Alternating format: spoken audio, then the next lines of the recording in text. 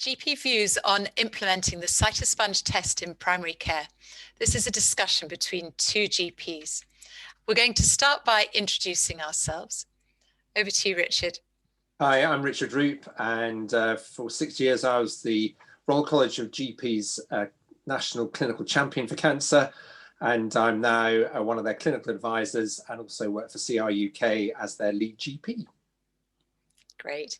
And I'm Fiona Walter. I'm a GP by training, and for the last 10 years or more, I've been leading the primary care cancer research group in Cambridge in the Department of Public Health and Primary Care. And I have been working with Rebecca Fitzgerald and her team on this body of work that's led to the Cytosponge for most of that time, for about 10 years now. So this afternoon, we're going to start with a short presentation and then use some of the findings to go into a discussion between the two of us. So I'm going to start with the presentation, and this is around clinician views on the acceptability of the Cytosponge test for Barrett's esophagus. And this was a qualitative study that was embedded in the primary care randomized controlled trial. So just a little bit of background to start with, for those of you who are less familiar with the trial and the results. Heartburn is a common symptom for patients to present to us GPs in primary care. It affects about 20% of the adult population, and a small proportion of these individuals go on to develop esophageal adenocarcinoma. And this has a dreadful outlook. Less than 20% of patients survive for more than 5 years, and only 30% have been diagnosed with early stage disease, which enables treatment with curative intent. But there is a precursor lesion known as Barrett's esophagus. It's often asymptomatic and it's underdiagnosed, but gastroesophageal reflux disease, what we know as GERD or GORD, is the strongest risk factor, and about 1 in 20 people with reflux symptoms have Barrett's esophagus. So over the past decade, Rebecca Fitzgerald and her team in Cambridge, and I've been somewhat included in this body of work, have developed evidence to show that a pill on a string, the Cytosponge, which dissolves after swallowing and can then be pulled back up, impregnated with a biomarker called TFF3, can contribute to detecting esophageal cancer earlier by testing for Barrett's esophagus in primary care. So this is the front page of the paper, which was published in The Lancet in August last year, and it gives the results of a large multi-center pragmatic randomized controlled trial. But importantly for us, this was set in primary care. It was a huge trial, actually. Over 13,000 patients were recruited from 109 practices across England. And this was over a 2-year period. About 40% of patients in the intervention arm expressed an interest in taking part. And these were all patients who were aged 50 and over, and who'd received at least 6 months of an acid suppressant medication in the previous year, and had no record of endoscopy for the last 5 years. So about 25% of these people who had expressed an interest attended for the Cytosponge test. And in the end, there were 140 Barrett's esophagus diagnosed in the intervention arm, compared with just 13 in the usual care arm, meaning that there was a ratio of about 10 times as many in the intervention arm. So it's an important finding, and there have been subsequent papers and analyses of data that we also collected around cost effectiveness and around acceptability to patients. But today I just want to share some very top level findings from an analysis looking at acceptability by clinicians who are involved in these practices. So before I do that, I think it's important to say, have a brief mention about the adverse effects, that very few adverse effects were noticed during the trial. under 10% of people reported mild side effects such as a sore throat requiring some treatment, and less than 1% had anything more serious than that, of which the most serious was a lost sponge which needed to be retrieved at endoscopy. So how can this Cytosponge fit into clinical practice in primary care? Well, I think these results have shown us that it's very likely to be feasible during a primary care consultation. It's likely to be acceptable to patients. The current NICE guidance that we have on management and treatment of GORD is for symptomatic treatment, and therefore the Cytosponge can be a very useful tool for patients with new onset symptoms who are aged. Currently the recommendation is for over 55, although the trial recruited people over 50, and who don't have the alarm symptom of dysphagia, which the guidance is that we GPs need to make an urgent 2-week wait referral. I must add that actually at the moment there's no evidence yet for the effect of using Cytosponge on stage at diagnosis. So we undertook a qualitative study to explore clinician acceptability. We interviewed GPs and nurses during the trial, and we asked them about their experiences and views about the test and about steps towards implementation. We recorded and transcribed verbatim all the interviews, and we did a thematic analysis underpinned by the theoretical framework of acceptability. So for those of you who aren't familiar with it, it's a little bit complex to look at, but you'll see that there's basically 7 criteria which give a multifaceted examination of the extent to which people delivering or receiving a healthcare intervention consider it to be appropriate and to be based on cognitive and emotional responses to the intervention. I'm very happy to give more advice to people who are interested in finding out more about this CCON framework. So the sample that we recruited were 15 GPs and 15 nurses, and you'll see that their mean age was between 49, 47, so about the same with both groups. That there were fairly even numbers of men and women in the GPs, but the nurse group was all female, and that the groups as a whole had quite a lot of years of experience between them all. So I'm just going to give you some top level results, and can I just say at this point that these are as yet unpublished data, so please don't quote them. So when we asked the GPs about what they thought about Cytosponge, they were really very supportive, saying they liked the way it was so easy to use. Although they hadn't actually been doing the tests themselves, these have been entirely done by either practice nurses or clinical research nurses. They gauged the acceptability of this by the patients they talked to having had the Cytosponge test, and they were very gratified to hear that most patients seemed to be willing to repeat the test. And they thought, as in the second quote, that spoke volumes really. They also very much valued the fact that care could be given nearer to home, and that using the Cytosponge stopped unnecessary amount of patients having to go to secondary care for their tests. The nurses also really liked the fact that the Cytosponge could be delivered close to home, but they had more anxiety about burden for patients. Some of them said that patients had been pretty anxious when they appeared for the Cytosponge test because it was relatively unknown. They hadn't been able to ask friends and relatives about it. And a few of their patients had had difficulty swallowing. And there's this quote about the fact that the Cytosponge needs the string bunched and put at the back of the throat. Sometimes this was a little difficult to get down. So then turning to clinical need and safety, both GPs and nurses talked extensively about the value of the Cytosponge once effectiveness and cost effectiveness had been established for patients presenting particularly new onset with new onset heartburn.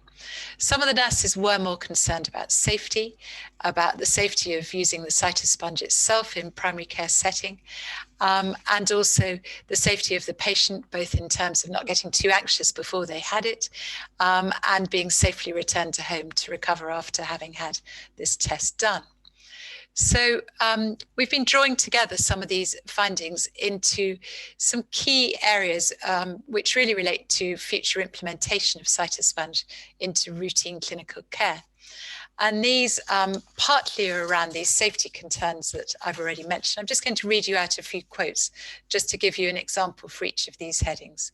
So one GP said, people won't like the idea of it. People don't do cervical cancer screening or mammograms as much as others. The turnout rate, for instance, for FIT testing for the bowel cancer screening is quite poor. It's only about 60%. And actually, this GP thought that's a much easier test to do than to swallow a capsule.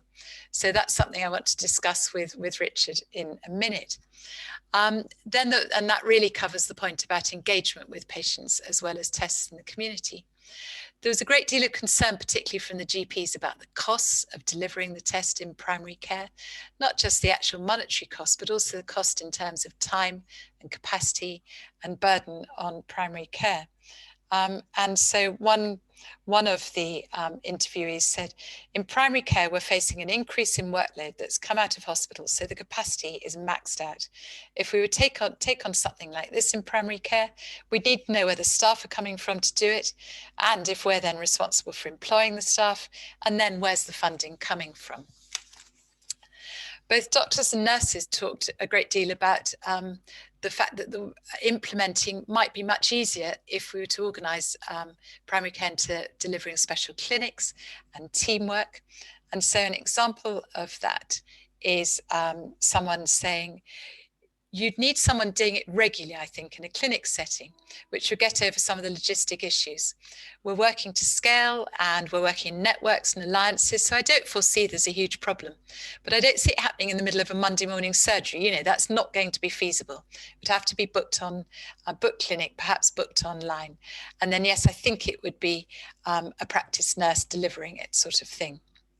And then the final area that people talked a great deal about was how primary care could maintain, not only get trained in undertaking the Cytosponge test, but also how to maintain competency and run the sorts of processes that were necessary.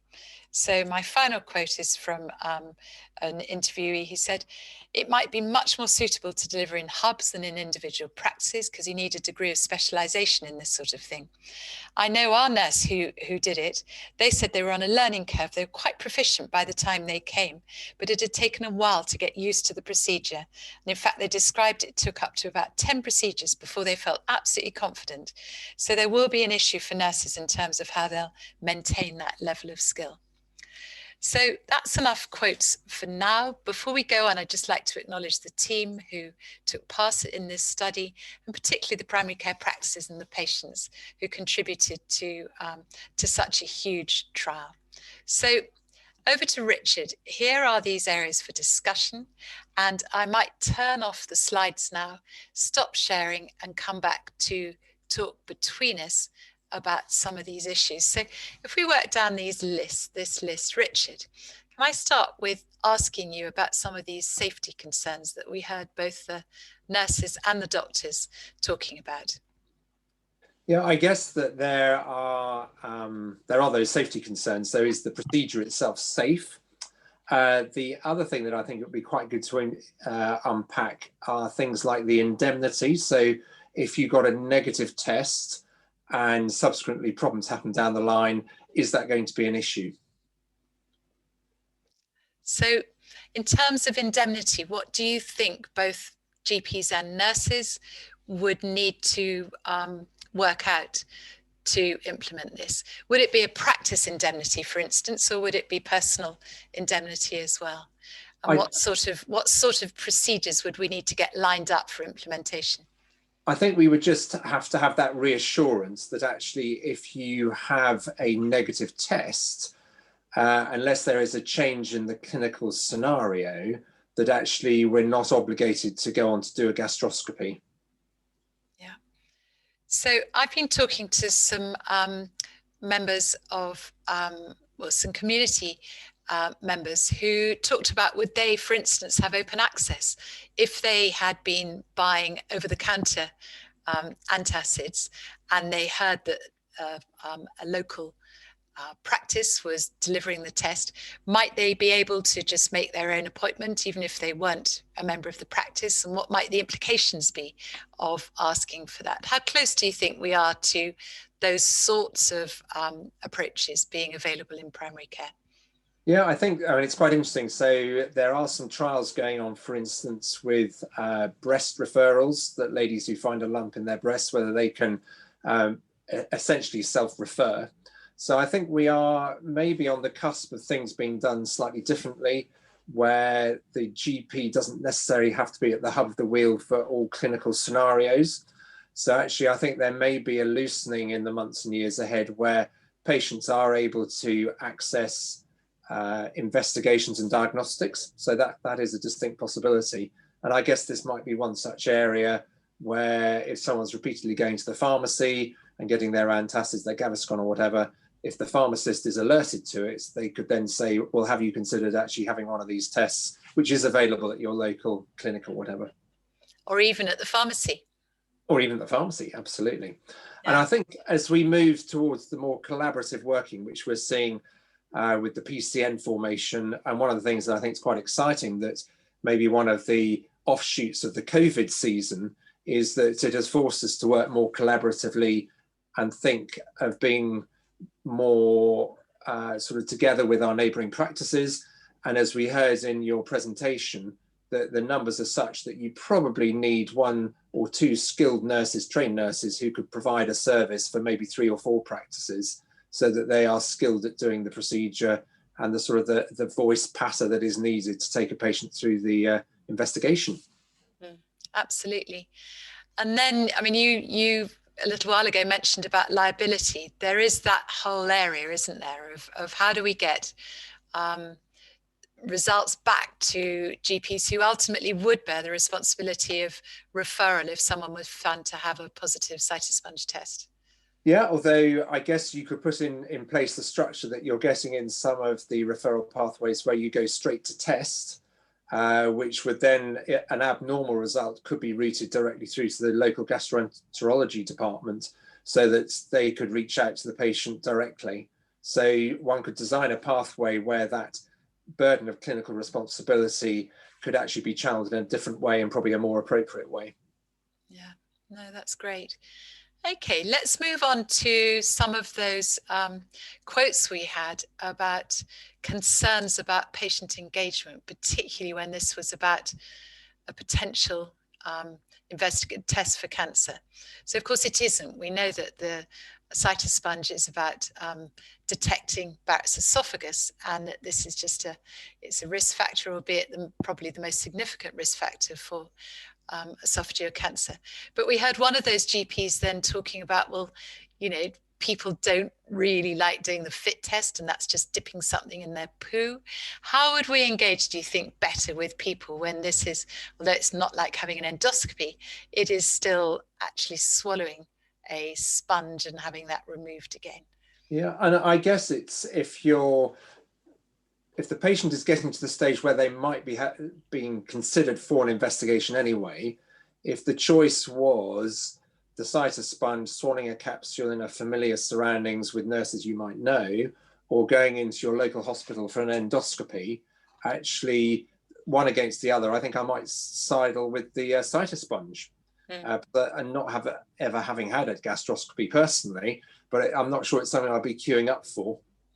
Whereas the Cytosponge, I think, sounds as though it's probably more acceptable even than a gastroscopy. Yeah.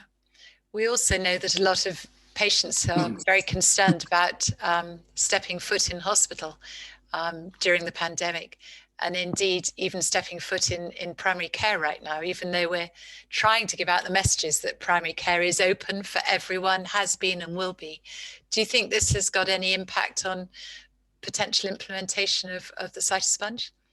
Yeah, and I think we are getting used to the idea of having things being delivered more locally as we move to these. The possibility of community diagnostic centres is being raised at the moment, and working alongside the rapid diagnostic centres. So I think we are looking, again, we are at the beginning of a change of how we do things. And it's amazing how the wheel comes around, and how those of us who are slightly thinner thatched and longer toothed, that actually we're familiar with having local investigations, and then they were all centralized over the last sort of 10, 15 years, and now we're looking to more localization again. So my I think first general practice was alongside a community hospital, so I completely share that, where we ran all our tests as well. So yes, I think we probably have come a full circle. Yeah. And I think patients like that combination of a local service provision, but still has expert oversight. Yes, absolutely. So I'm going to move you on and think, therefore, we've been pretty positive so far. Let's think about this funding implication, because we heard GPs particularly being concerned about the financial cost to them of delivering a service such as this, but also the nurses talking a great deal about how they would put aside the time to do Cytosponge clinics, maybe, the whole burden on what already feels a very full, creaking at the seams primary care service that we have at the moment. Yeah, and I think what this COVID season has really shown is how amazing primary care is and how it rises to the challenge, but if it's adequately funded as well. And I think we've seen with COVID that if the training is put in place and the motivation is there to train, and having recently just come from a vaccination clinic armed with my 22 certificates of competence, it shows that things can be achieved if the motivation is there. And I think fundamentally we're all there to make a difference to our patients. And if we can adopt a pathway of investigation that is going to be diagnosing cancer earlier, then that ticks a lot of boxes. Yeah, I couldn't agree more. Everything you said. So let's think about the logistics then. And we got some very useful feedback from some of those interviewees around the way we might organize ourselves, that we already have special clinics that the nurses run, doctors run, maybe around chronic disease like diabetes, but also around, for instance, cervical cancer screening. What are your thoughts on that and with this thinking about Cytosponge? Yeah, all the portents suggest that working at scale is becoming the sort of the mantra of the day, and certainly of the months and years to come. Certainly central funding is encouraging us all to get on better and better with our colleagues and our neighbours. And I think the structure of the PCN, if that becomes coterminous with a community diagnostic hub, this just lends itself to fall into that structure. So I can see this as this potentially is rolled out, it becomes a very exciting program where, as we were just mentioning, you get a local delivery of an investigation with specialist and consultant oversight, but actually the GPs involved in that.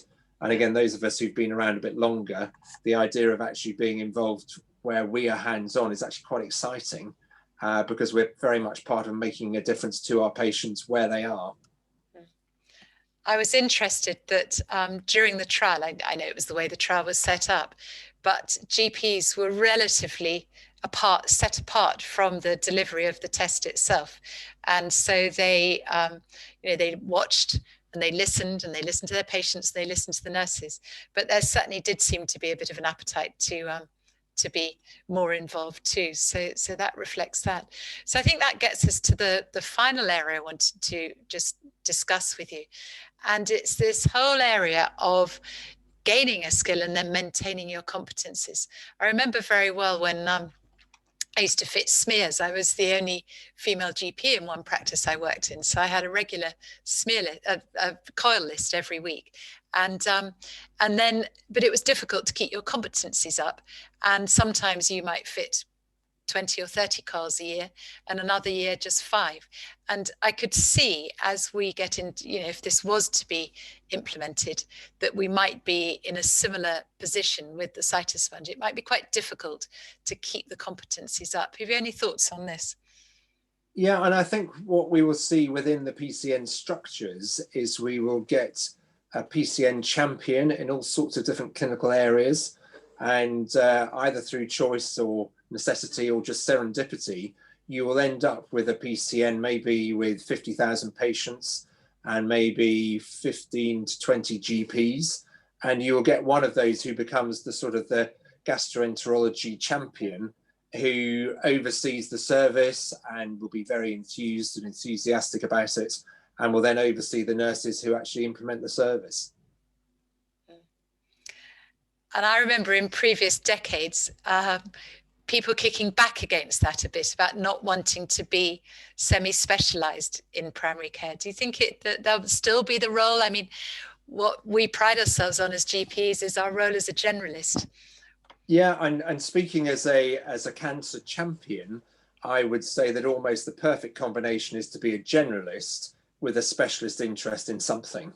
Yeah. And I think that gives you the experience of the breadth of experience, but also an area where relatively you become more expert in it and where you can support your colleagues. And I think to a certain extent, we've always done that. If you look at group practice and you look at the members of the team, each person ends up leading something.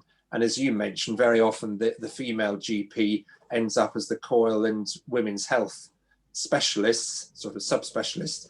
And likewise, if you're a male GP in what may be a predominantly female lineup, you end up as the urology and male health specialist. Yeah. So I think those sort of things tend to evolve and actually become quite exciting. Yeah. Excellent. Well, it's been an interesting discussion. Is there anything else that we haven't mentioned or covered?